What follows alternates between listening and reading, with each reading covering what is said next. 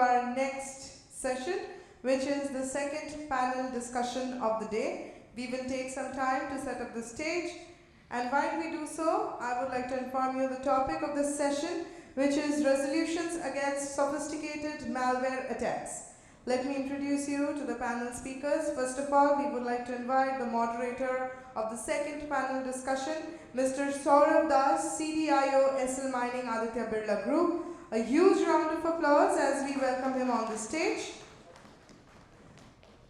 Mr. Das is heading the IT functions in the mining business at Aditya Birla Group as the CDIO for iron ore mining, contract coal mining and ferroalloys manufacturing businesses since December 2015. With a background in chemical engineering and a master's in business administration specializing in systems, Mr. Saurav Das is an alumnus of the Indian Institute of Technology, Kharagpur and the Indian Institute of Management, Lucknow, and has about a couple of decades of experience in various global MNCs and Indian conglomerates, including Reliance Industries Limited, Linde Group, PricewaterhouseCoopers, IBM Global Services, Atos Origin, ITC Infotech, SR Group, and presently is at the Aditya Birla Group. A big round of applause as we welcome him on the stage.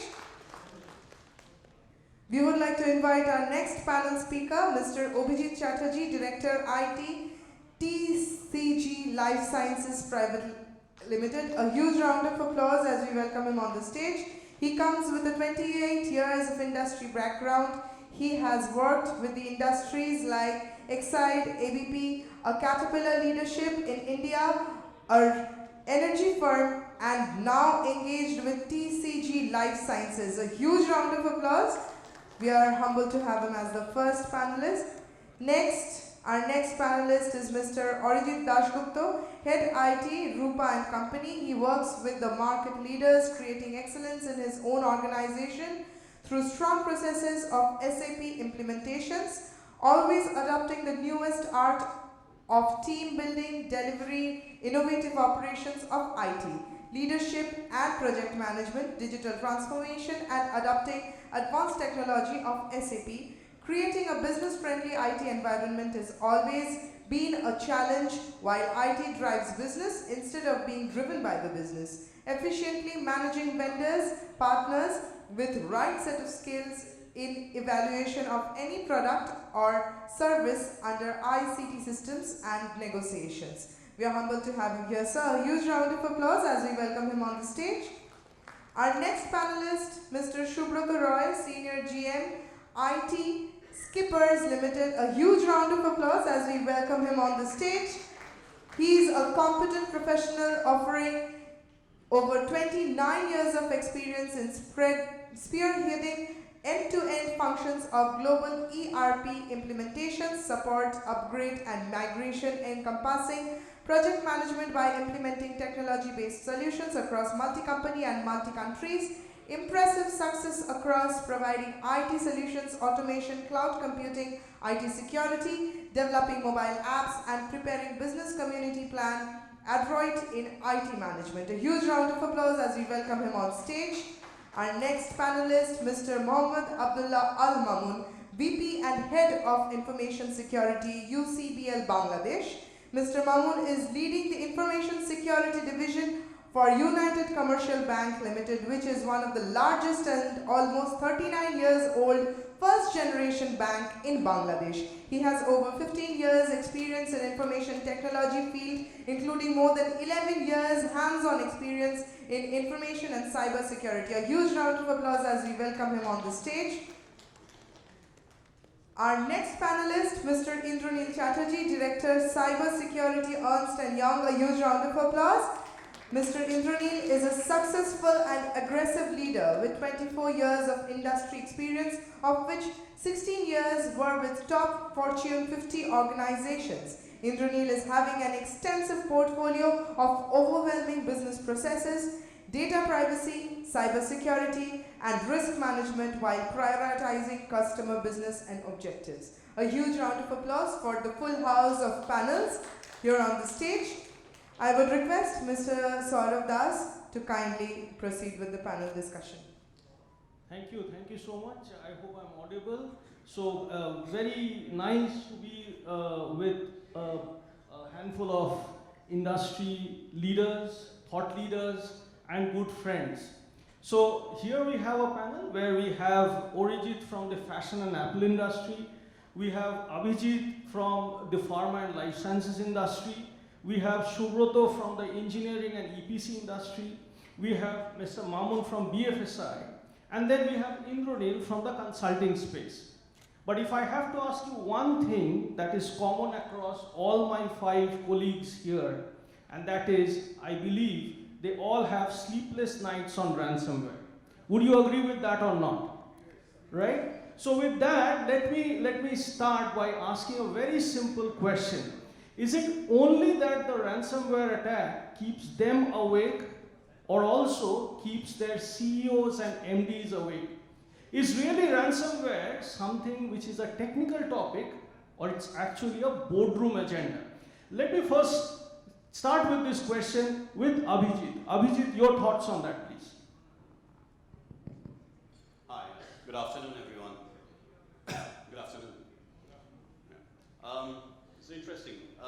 Actually, the ransomware topic is, I think, probably the most vicious and the most prolific content that you have been hearing pretty much every single conference that you actually go to. Probably last 2.5 years, I think that has gained traction. People who are attacking, they're more innovative, they are changing their plays. It is not a general playbook. Innovations are on the rise, and the tactics and the procedures are changing every day. So it's dauntingly difficult to actually track, trace, and prevent ransomware attacks. Let me give you a couple of examples. I think that will set the context to the questions sort of asked. So in 2021, there was a Colonial Pipeline attack, which some of you may have actually heard about. I don't know whether you know that Colonial Pipeline is a 350-year-old company. It has survived multiple wars. It is actually older than the United States itself, okay? That particular company was brought down to the brink of bankruptcy because of ransomware attack. So it is no longer a topic which is restricted to technology people like us, or CTOs, CIOs, CISOs, etc. Let me bring you some perspective so that you understand it a little better. Colonial Pipeline paid about $5 million for ransomware attack, okay? There was a global meat company called JBS, which paid about roughly $11 million. There's an insurance company called CNA, it's a global insurance firm. They paid $40 million. There is a facilities management company, again it's a global company called ISS Worldwide. They had to pay in the tune of $75 million for remediation of the IT paraphernalias and the securities that they had to implement. So why I'm telling you all this and why I'm trying to share this with you, these are hardcore financials, okay? These are not just some slipaways in the IT, and these are heavy financials for large institutions. And this money is just what you pay in terms of bitcoins or ransomware. Apart from this, you have legal cost, you have PR cost, you have brand cost, you have the loss opportunity cost, because people like us, people like the executives of the organizations are busy fighting that, trying to recover from that particular loss. So there is a direct cost, there is an indirect cost, and there's a reputation cost. What does this boils down to? This boils down to actual company's performance, company's reputation and existence, just like I told you about Colonial Pipeline. So it is no longer just restricted to IT. Board members, directors, CEOs, they don't want to wake up one fine morning and the business is wiped out. So it is something people are taking seriously, and at a board level where people are continuously getting themselves updated by the CISOs of the organization, so this kind of scary things doesn't happen. Hope you understood. Thanks, Abhijit. So 5 million, 11 million, 40 million, that's scary. And if you heard him right, he said that track, trace, prevent, not possible. So let me put this question to another panelist, Subroto. What's your take on this? Good evening, everybody. And I would like to take it from the manufacturing perspective and from an SME business perspective, basically. And as they say, the question that you have asked has two parts to it. On a lighter note, the CEOs and the boardrooms are worried when the thing has happened. And the CIO is having sleepless nights before it happens, right? So it is all waiting to be happening. Fortunately, unfortunately, in India, the awareness levels are not that high. CIOs are not part of the board, still in huge amount of big enterprises as well, which needs to be looked into very seriously, because I have seen it in my own organization. When things happen, you are the sole saver for the organization, but when you go for a security implementation, they say it costs too much. Okay, so IT still remains a cost center, not a profit center, because they are not able to justify the ROI which they are spending on IT. That mindset needs to be changed, and as per my understanding, in India, we don't adapt to things till we are forced to adapt. I'll just give you a small example, though it is not related to ransomware. In my last organization, when we had implemented O365, hardly people used to use the Teams. You ask anybody, they used to say VC conduct. Every day they are doing VC. And one fine morning when the lockdown happened, instead of having 30, 40 trainings before, nobody adapted to the Teams except for the IT team and a few members who are tech savvy. Those people suddenly started using Teams. They learned on their own. You don't need any training session for them. They called you up to give their remotes to make you learn. So in India, I think there has to be a carrot and stick policy which would make industries to adapt to this. Maybe a legislation that might come that all the organizations which are listed at least should be audited by a certain empaneled auditor every year, and that needs to be given to the SEBI, because that is where your public money, when you are a listed organization, it is not only your money, it is the public's money. It is the nation's GDP that gets affected. The brand gets affected, not only your company, even as the country you get affected. So these things needs to be put into place, and there should be some kind of a incentive which I think should also be there as the carrot.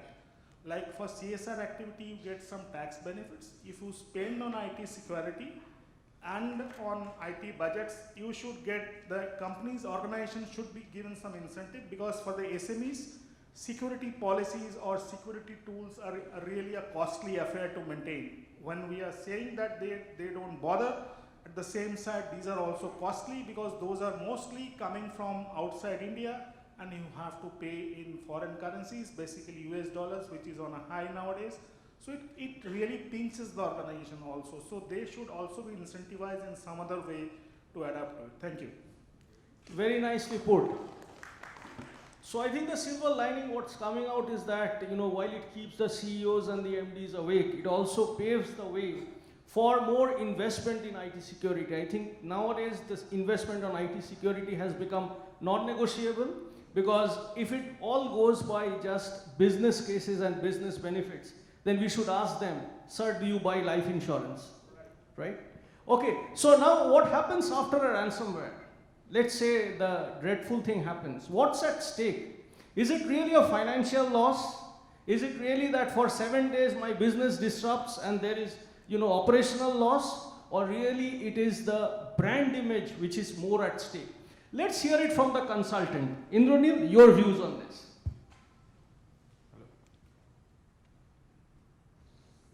Hello.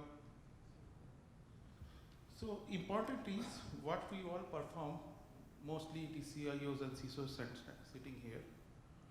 What we manage regularly is the keys to our kingdom. What is that kingdom? Our organization. It's not the security what we manage. In a post-COVID period, what we manage is the trust for the organization, what is actually we build for our customers. So if there is a ransomware attack, it is not only a financial damage, mostly it is a reputational damage for the organization, which impacts your suppliers, which impacts your investors, which impacts or breaks the trust between the customer and you. So it is important you should have an in-depth security strategy to prevent any kind of ransomware attack. Thank you. Thank you. I think that's very aptly put. So let's hear the same side of this story. What's more at stake from the banker from our overseas? Thank you. Things like it's a ecosystem. Everything is connected, interconnected. Suppose it's things like a human body. If I get hurt from a single, this tiny needle, then it will impact my whole body and it will make me suffer. So it's not about the financial business reputation. So as Mr. Indranil already said, so it will break the trust among the stakeholder customers. So it's I would like to add, it depends on the classification and impact analysis. Let's get back to the previous example. If I get hurt from a needle, so it will impact low impact. What will happen if that needle is mix of poisons? Then a tiny spike is more than enough for the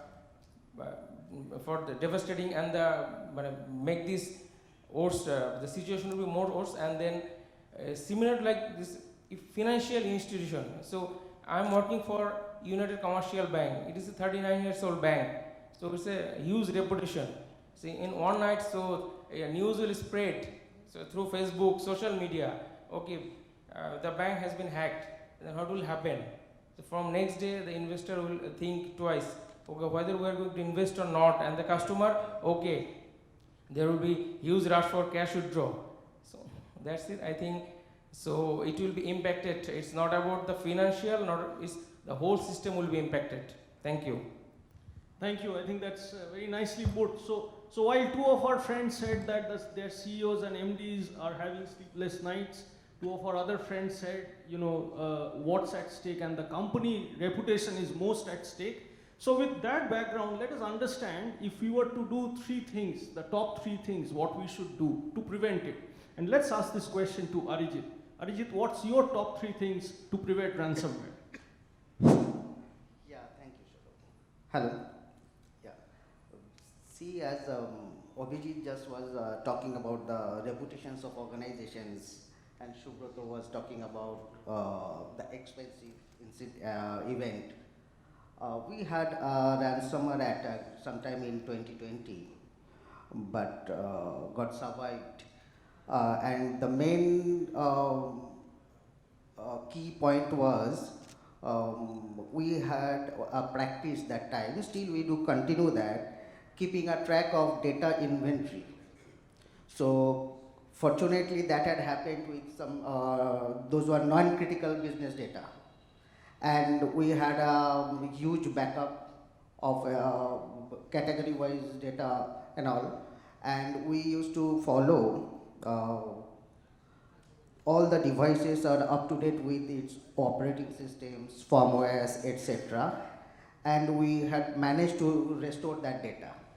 So my experience is saying in this, the data backup offline and offsite also, and keeping a right data inventory in terms of criticalities of your business data are very essential. Thank you, Arijit. I think we could still see it on your face, the memories, the scary memories from 2020, and very nicely said the backup. Obviously, that's the conventional defense that we all have towards ransomware. But let's also understand it from Abhijit. What's his top three things to prevent a ransomware attack? For the audience in general, typically, I think most of you are aware there are 4 different types, right? There are encryptors, lockers, scarewares, then there is leakware or doxware. These are the 4 typical ransomware people like us were familiar with. To make things worse, now you have ransomware as a service like IaaS and SaaS, etc. You have RAS. So it's just making things typically extremely difficult. So is there a secret sauce behind battling this ransomware, trying to prevent it from happening? I don't know whether I'll be able to articulate 3 from everybody's perspective, from the industry to industry. The approach will obviously vary based on the criticality of your data, where it is stored, how it is stored, etc. Let me articulate it so that, and I'll split it up into, maybe I'll add a few more, typically into a couple of which are more technical in nature. Say, for example, one can try to do, which is something very innovative, and again, as I said a few minutes ago, these attackers are innovating every day, so you have to also innovate with them. So AI sandboxing or quarantine approach is some companies who are adopting. What do I mean by that? You have attackers who are sending files which is never before seen.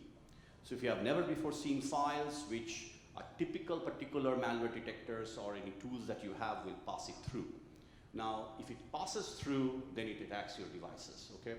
So if you can quarantine based on technology, or given with AI technology, if you can quarantine any suspicious content, you can prevent things, worse things from happening, and you can sort of minimize the risk to the organization.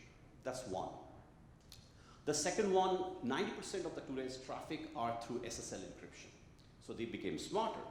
They are trying to now send malicious data, content, which is encrypted within that encrypted file.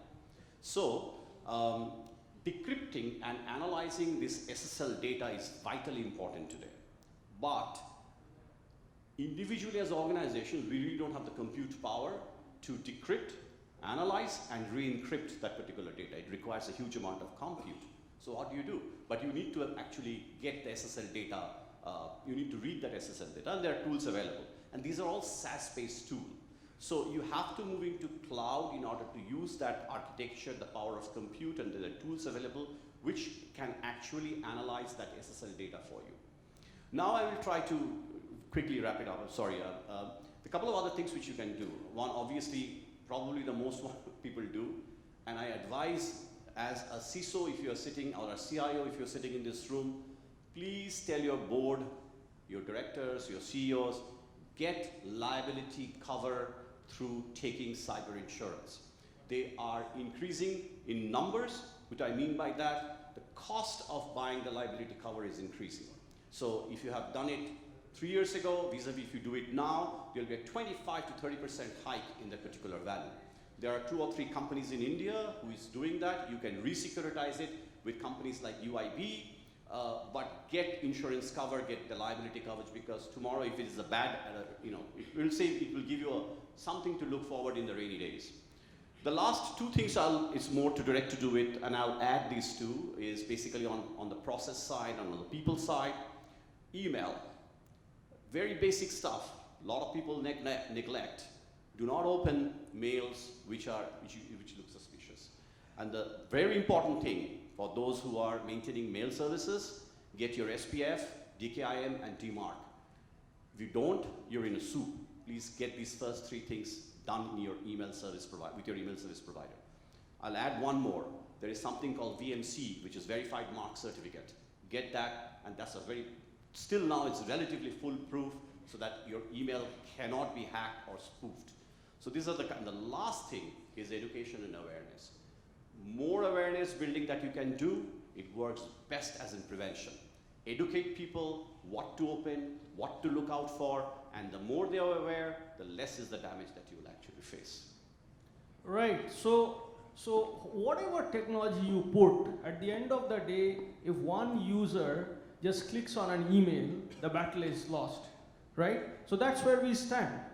Therefore, let's look at this. I mean, from a holistic perspective, what can best save us? Is it the process, or is it the people, or is it the technology? And to best answer this question, I think I'll go back to my consulting friend. People, process, or technology? What can build us the best defenses? It's a trial, so we need all three of it. Because you have to identify your landscape, you have to define your threat modeling, you have to define your threat intelligence, you have to scan your data to protect. Now to protect it, what is required is you need to have your processes unified, defined, and distributed, and then you have to have, as Ari said, regular trainings. Then you need to have a technology to support that process, how to identify and how to protect.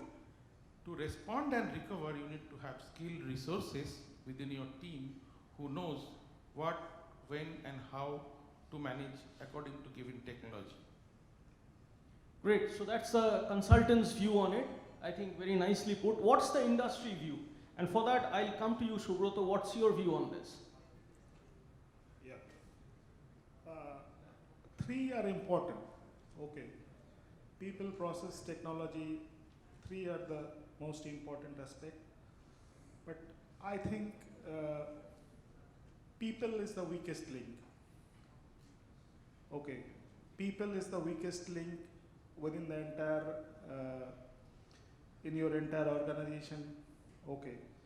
If your people make a mistake or if they are not educated, no tool in this world can prevent you. So people first, train your people, build the awareness within the organization. Okay, there will be a lot of resistance within the organization because normally people don't like to get restricted. In India, there is also a very VIP culture, though we discuss in our drawing rooms and enjoy these debates over news that whether this VIP culture should be there or not. In every organization, in every home, there is a VIP culture. They say that I'm a president of this company, how the hell can you restrict me? Who are you to restrict me? Okay, so you have to make people aware that they are the weakest link. Processes definitely will help you how to monitor. You should have the proper tools like SIEM or SOAR because it is physically not possible for any human being to monitor it on a regular basis. But people awareness is most important, and what I would suggest is that when we go to the boardrooms or when we talk to the higher ups in the business, in a manufacturing industry, what my learning has been that when you go to the business and speak about IT solutions, never ever use a technical jargon. Once you use a technical jargon, they will think that you are alien. So talk in their language, make them understand that what loss it can happen, bring to the business. I think you will make more friends than enemies. So that is the only way of going forward. Train, train, and train is the only way. Technology will be there. There is no end-to-end technology, right? So I remember when we were very young, say maybe around 10th, 11th, Rajiv Gandhi was moving around the US to get a supercomputer, right? And he never got a supercomputer there. Nobody was willing to give him. So he used to tell one thing that you would require one supercomputer, another supercomputer to monitor it. So no tools will save you till your people are educated. So we need to educate the business and the people, and processes also needs to be adhered. Many of us within the IT also feels that I am an IT guy, I can bypass processes. But it should be you first, lead from the front and lead by example. Thank you. Okay, so I think that's very nicely put. So people, process, technology, we have to take care of all the three. And as the saying goes, for ensuring IT security, enough is not enough. So we have to keep on doing. But let's understand, as Subrat also said, it's not a human job. We need to put the processes. And obviously we need to have a security operations center. So we need to have the SOC. Now, will our SOC have the threat intel and hunting capacities that can prevent us the D-Day, right? That's the question I want to ask the banking friend from Bangladesh. What's his view on this? Thank you once again. If we detect or prevent then or identify, then we can apply the countermeasures, preventive measures. Let me briefly tell you how the ransomware works. I mean, It's nothing but a encryption decryption program. It can encrypt and decrypt your files or data. And so there is two mechanisms. It's on algorithm and another is key. So these are the two elements. So whenever any ransomware infected, and then it will encrypt your data or your file or everything based on that algorithm and keys. So, and most of the time, in the practical approaches, most of the time they are getting the key from their command and control center, some IP, some websites. So if our SOC or my SOC can detect the program is unusually encryption and encrypting some data, then it can immediately alert the SOC, so that we can prevent the further escalation. So the impact will be much lesser. At the same time, so we are doing, we are doing continuous activities. So each and every time we are getting the from the Visa, from the security vendors, they are providing us the bad IPs. So this is the malicious IPs, prevent this. These are the malicious websites. So they are providing service as a CNC service, command and control service. So the program is getting the key for the encryption. So if we our SOC has enough intel and equipment, then so it will be definitely it will help us. But it is not the only solution. This could be a major. It will play a major role, definitely. Thank you. Very quickly, Orijit, what's your view on this? SOC, threat intel, and hunting. Yeah, definitely. Yeah, it depends upon the industry. Wow, in which industry your organization into. In our scenario, see, deploying a SOC, definitely would work, and it is really advisable. But the process should be, with SOAR kind of solution should be in place, like security orchestration, automation, as identifying the activities happening within your network and the anomalies of data. So these all should be in a automated manner, should be handled in an automated manner. So that's why, so prior to SOC, deploying SOAR would be more benefited.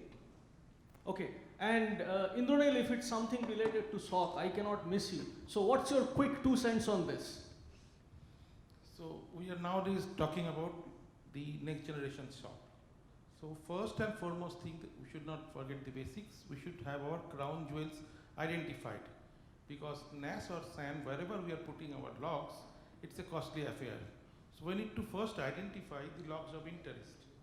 Now that requires, because logs means the event per second. So there will be huge number of events generated, which is getting monitored by your assigned tool.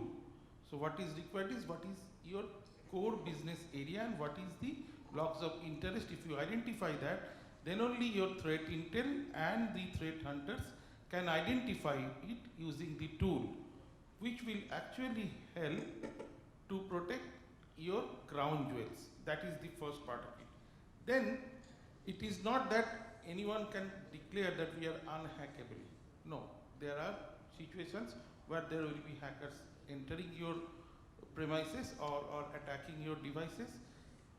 The question is how fast you can respond to it and recover to it. For that you need to have an observability framework defined and proper incident response team ready with an incident handler, and if required there should be a forensics to attach to it for stopping recurrence and stopping any lateral movement. Thank you, Indranil. So as we come towards the close of our session, I want to have quick question. Subrata, I'll start with you. What do you think in case of a ransomware? Do you believe that prevention is better than cure? Absolutely. Absolutely. Having a backup or a DR can save you, okay, and no tools can save you better than that. Though these are very conventional methods, but these are tried and tested methods. But nowadays cloud backups are available, so have a co-location as well, so it will save you. Thank you. Obhijit, what's your take? Is prevention better than cure? An ounce of prevention is worth more than a pound of cure. So The direct answer would be yes. I'll just take a minute to articulate a few things. In order for prevention or any safety ring fencing to happen within the organization, us in IT, the C-level people, the average users, they all must be on the same page. I think it was articulated a few minutes ago in terms of the awareness building activity. And unless it is ingrained that it's a continuous activity, security is never a one-time effort. It is always a continuous effort because things change every day. So you need to ingrain that into your DNA. I'll just very quickly articulate the first critical aspect that you need to understand. Identify your crown jewels, okay? What is the most critical data, okay? That particular data needs to be encrypted first, because don't leave it in open format. So this is very critical. It will give you two things. One, you will understand the veracity of the data, the value of the data, and you will be able to know if you identify the right data, which data is more important for you and what you need to protect. The second thing that you probably need to do, which is very critical as well, is to look at that particular set of data and say that, okay, I have already prevented that, encrypted the set of data. What kind of backup policy can I do? So there is a very standard format which known as 3-2-1. 3 copies of the data, 2 different storage media that you always need to do, and 1 redundancy. Now, yes, we actually spoke about cloud a few minutes ago, so I think that's a very safe way of archiving and backing up your data. After this, obvious standard stuff that you can actually do. Now remember one thing, any of these ransomware attacks comes in various gradations. There is an early stage indicators, there is a mid stage indicators, and there is a last stage indicators before the attack happens. The first 3 takes days, months, or even year, because that's where social engineering and planning happens. So the last one, it takes few seconds to actually to take place. So what one needs to do is very carefully make sure that your RDPs are all blocked, your patch management is happening, your port 445 is blocked. Apart from all these things, you can deploy tools like SIM tools. I think that we may actually talk about that. All this put together can bring technology and also people awareness in the organization for prevention to actually really work within your firm. Thank you, Abhijit. So that brings us to the last question, and I want to ask this to you, Mamun, that do you think that CM, from a process perspective, is CM the best defense towards ransomware? Let me tell you, CM is the backbone of SOC. It's a reactive approach. It acts as an aggregator, so it collects the series of events and then normalize and correlate, and based on predefined rules, it will make an alert. So based on that, we can prevent the further escalation. But for preventing ransomware attack, it is the most sophisticated attack. So SIM is not sufficient. It's a reactive approach. We must have some proactive tools and process in order to prevent this sort of sophisticated attack. Thank you. And Orijit, if I may ask you the same question. He said it's not sufficient. What's your view? Is CM the best defense? Definitely, it is required, but in an automated manner. Like whenever we are doing some proprietary database deployment, and that time we have heard about it, that Quorum server. What it does actually, it is basically automatically updating your all patches, firmwares, and what is encryption, how it should be encrypted. So it is required. It is required definitely. But nowadays we should put some automation into this using AI, ML, and all the algorithm-driven control should have. Thank you, Orijit. And dear all guests, it's a pleasure for me to announce that we have with us our Honorable Minister for IT, Mr. Babul Supriyo. Sir, hearty welcome. And thank you all my panelists for a very enriching discussion. I think we discussed a lot of the functional, technical, and business aspects, and it was a learning for me as well. Thank you. Back. Now we will be concluding the second panel discussion formalities, and for the same I would request Saurabh sir to please hand over the mementos to the panel speakers. A huge round of applause. We are felicitating Shubhra sir.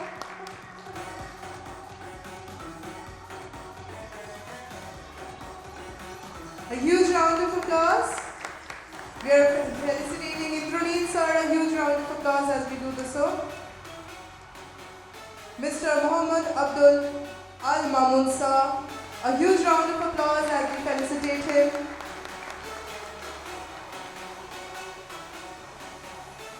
We would now like to take this opportunity to felicitate Mr. Obijit Chatterjee. A huge round of applause. We would now like to take this opportunity to felicitate Mr. Arijit Dasgupta, Head IT Rupa and Company. A huge round of applause. I would request Mr. Shubhashish Chatterjee sir to please kindly hand over the token of gratitude to Mr. Saurabh Das. A huge round of applause as we finally conclude the second panel discussion. Thank you so much. I would request our guests to please kindly take the seats.